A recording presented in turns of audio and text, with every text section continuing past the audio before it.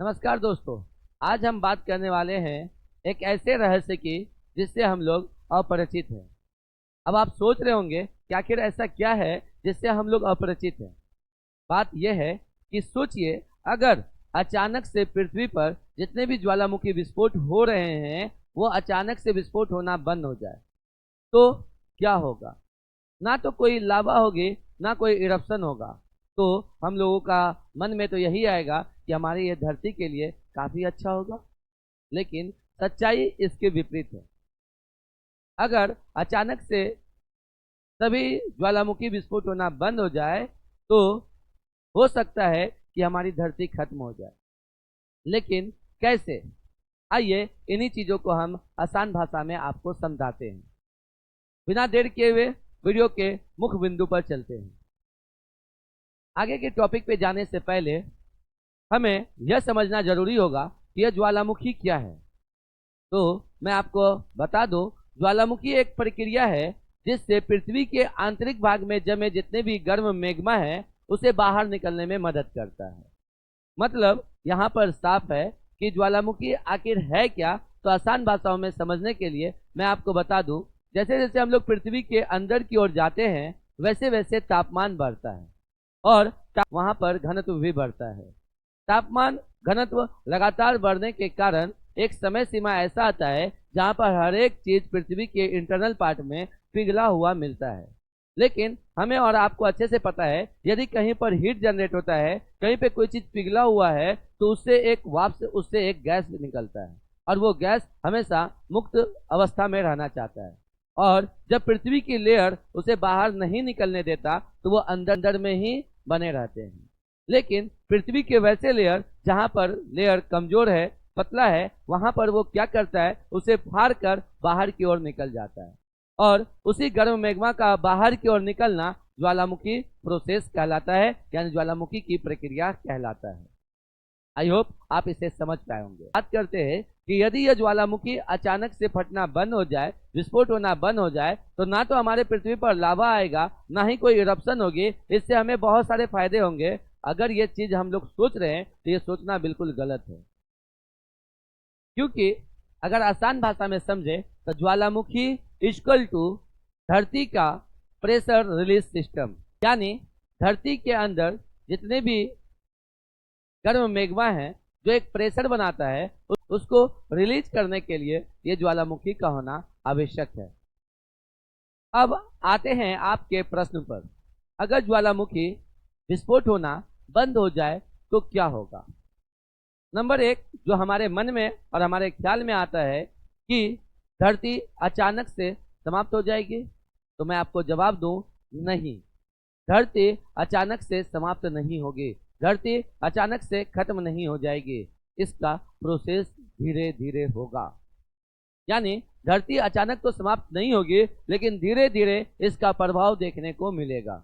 इसका जो धीरे धीरे प्रभाव पड़ना प्रारंभ होगा और इसका सबसे पहला प्रभाव अगर कहीं पड़ेगा तो वो होगा हमारे एग्रीकल्चर यानी कृषि पर। इसका कृषि पर प्रभाव कैसे पड़ेगा यह सोचकर हम लोग परेशान हो रहे होंगे। लेकिन आपको मैं बता दूं कि जब ज्वालामुखी विस्फोट होता है, जब ज्वालामुखी का इरप्शन होते हैं, तो उससे निकलने वाले जो आस होते हैं, यानी वैल्कोनिक आस यानी कि राख जो ज्वालामुखी से निकलते हैं, वो हमारे धरती के मिट्टी को उपजाऊ बनाते हैं। यानी ज्वालामुखी का राख हमारे धरती के मिट्टी को उपजाऊ बनाने के लिए आवश्यक होते हैं, जिसके कारण ही इंडोनेशिया, इंडिया और कई ऐसे देश जो ज्वालामुखी उसके निकट में फटे हैं या फटते रहते हैं, ऐसे जगहों की मिट्टी ज्यादा उपजाऊ मानी जाती है और ऐसे जगहों के आसपास की मिट्टी खेती के लिए ज्यादा उचित भी माने जाते हैं।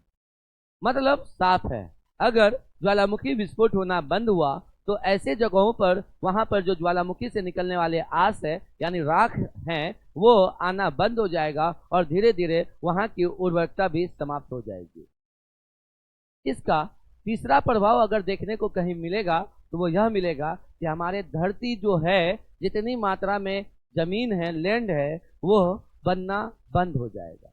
जितनी है उतनी ही मात्रा में रहेंगे, यानी नया जमीन बनना बंद हो जाएगा। अब आप सोच रहे होंगे कि मैं ये ऐसा कैसे कह सकता हूँ कि ज्वालामुखी से हमारे नए जमीन बनते हैं, यानी कि नए लैंडफॉर्म बनते हैं। जी हाँ, बिल्कुल मैं सही कह रहा हूँ। जब एक ज्वालामुखी विस्फोट होती है तो इससे निकलने वाला गर्म मैग्मा आपस में बाहर जब निकलता है तो निकलने के बाद धीरे धीरे जमना स्टार्ट करते हैं। और जब वो धीरे धीरे जमने लग जाते हैं तो इससे एक नए धरती का निर्माण होता है।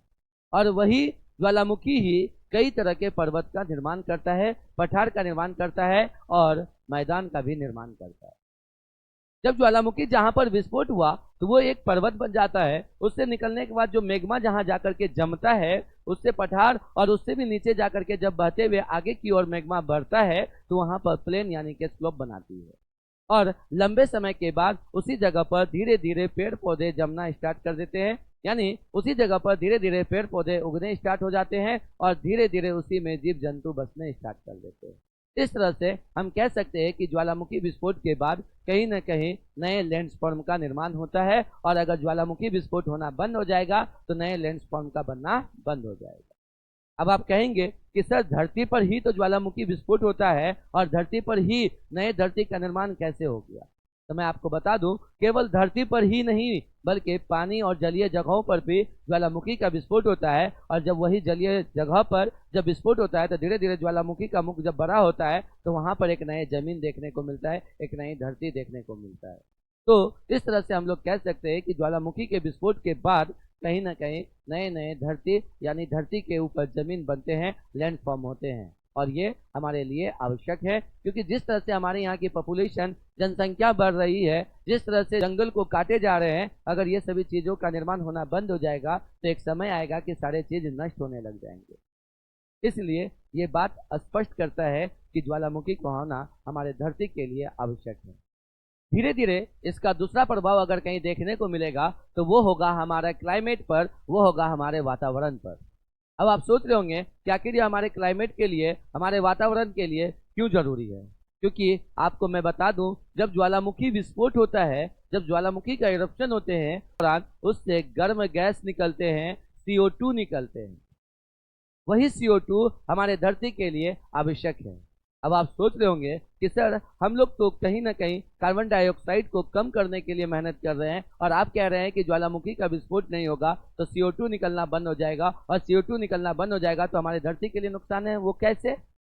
तो मैं आपको बता दूं, यही वो CO2 है जो हमारे धरती को गर्म करके रखता है, यानी हमारे वातावरण को, हमारे टेम्परेचर को बनाए रखता है। वह कौन है? CO2। अगर CO2 उत्पन्न होना बंद हो जाए तो धीरे धीरे हमारे धरती का टेम्परेचर घटने लगेगा, और एक समय ऐसा आएगा कि पूरा टेम्परेचर घट जाएगा, और ऐसी स्थिति में हमारे पृथ्वी पर उपस्थित सभी चीज धीरे धीरे जमने लगेंगे।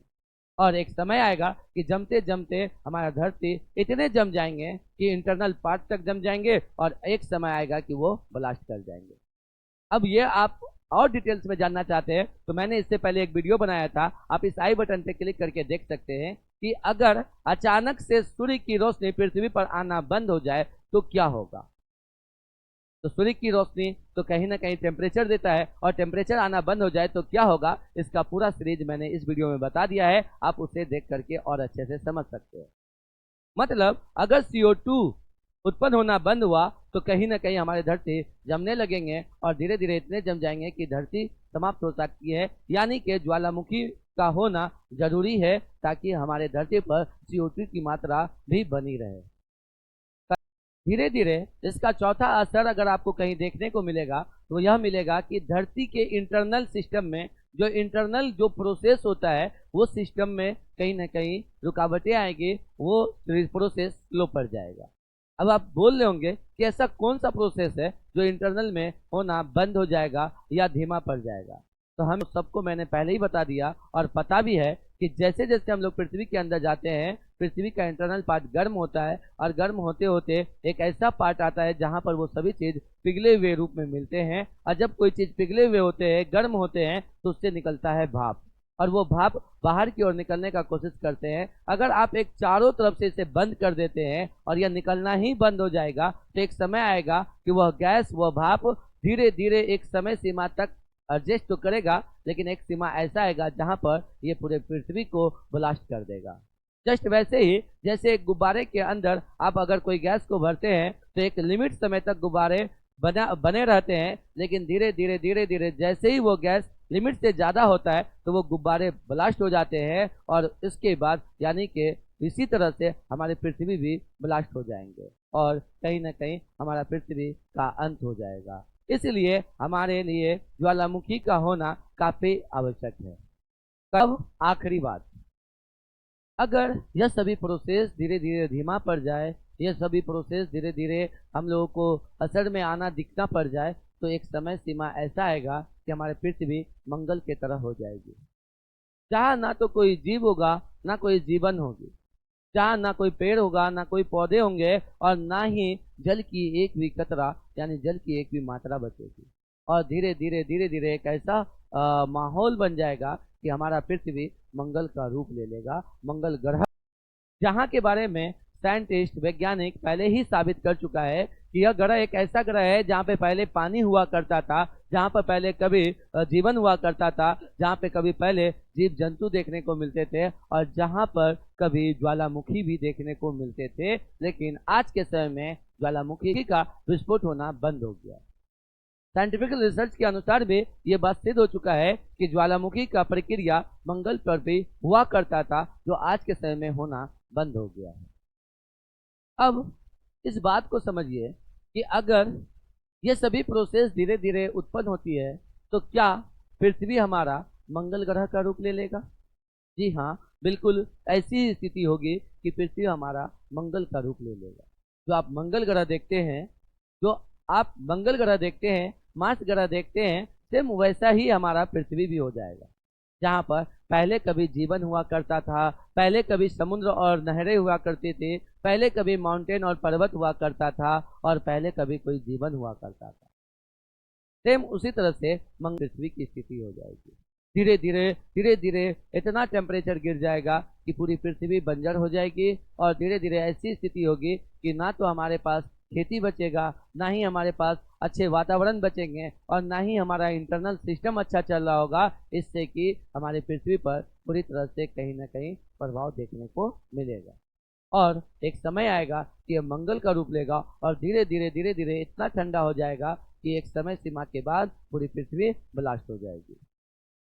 अब आते हैं हम फाइनल कंक्लूजन पर।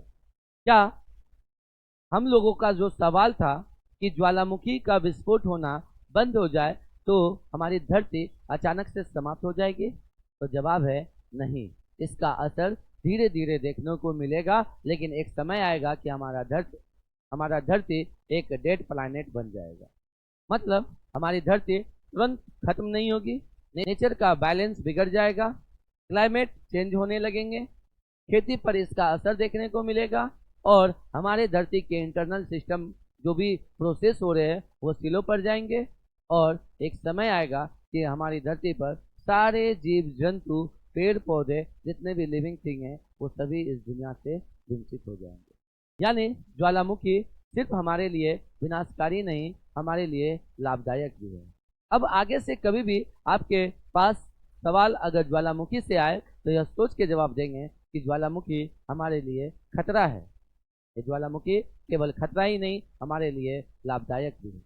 ज्वालामुखी सिर्फ विनाशकारी नहीं, लाभदायक भी है।